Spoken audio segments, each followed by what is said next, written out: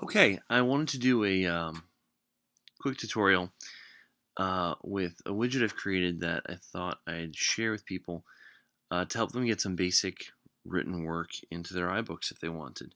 Um, I've been using this in some books from my school, and it's been particularly helpful to some other teachers who want to have some kind of quick written practice to accompany a skill or a concept that they introduce in the book. Um, so in iAd Producer, I worked up an HTML5 widget that was quite helpful and has been used by a lot of teachers, and I thought I'd share it. So what I want to show you is how you can put your own work into the book, or into the widget, I should say, and then get that into the book so that this widget can be kind of customizable and adaptable to whatever work you want to do. Right? So I have two files on the desktop here. I have the widget itself, and then I have a Word document, which I'm going to work with to make this widget into my exercise. So I'm going to control click the widget and show you the package contents. One thing I have is a default PNG with this pencil icon. So when you're looking in the book, you'll see this pencil icon. That's what you tap as the student to open up the exercise and complete it. It lets you know it's a little written exercise, but also you notice it's 24 kilobytes. Actually saves you some file size over the default PNG being the thumbnail of the exercise itself. So if you have several of these in the book, it helps keep file size down nicely, which I found is important. In the assets folder, this is where we're going to get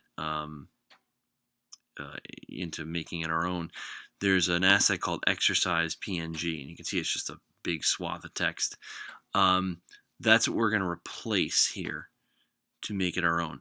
So I'm going to go ahead and in Safari sort of preview the widget. I'm going to launch the index.html, and let me get this Finder window out of the way. What you can do is in Safari, we can zoom out and see the widget.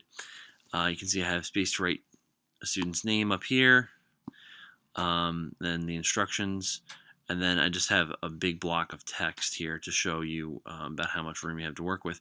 And then down the bottom, as you can see, I have a black pen, we have a red pen we can write with, we have a blue pen.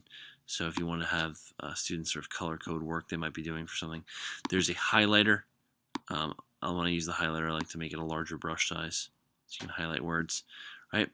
You can erase mistakes you make, or you can clear the whole sheet with this clear command. It'll give you a prompt asking if you really want to do it. Right?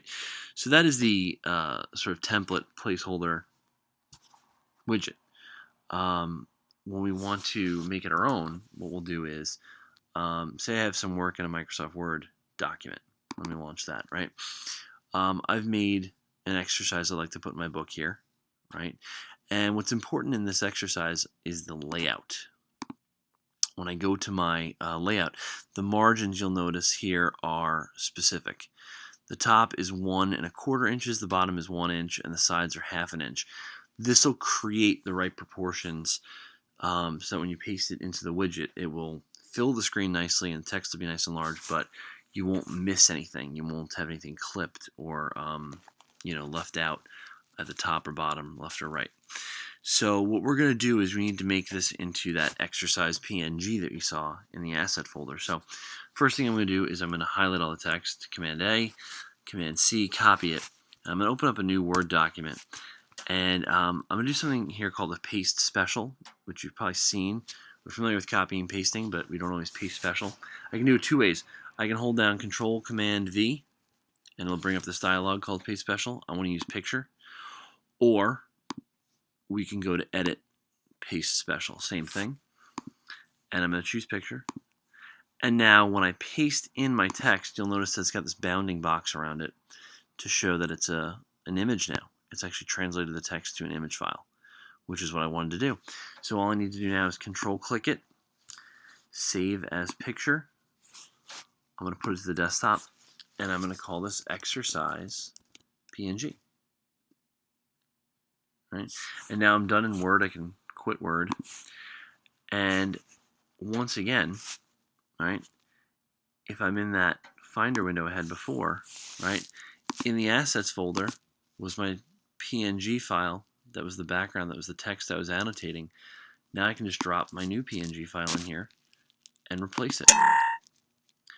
And once that's replaced, I'll launch the widget again to preview it. And you can see now that what was the placeholder text has been replaced with my passage. And I can do the same exact things I did before. And again, all the buttons are active and work for me, right? So there's a link in the video description to download the template widget file, and you can go ahead and follow this process and create as many exercises to embed in your book as you want. I hope you found this helpful, and if there's something do you think I've left out of this or some other little variation that you found helpful, I would love to hear it. Thank you very much.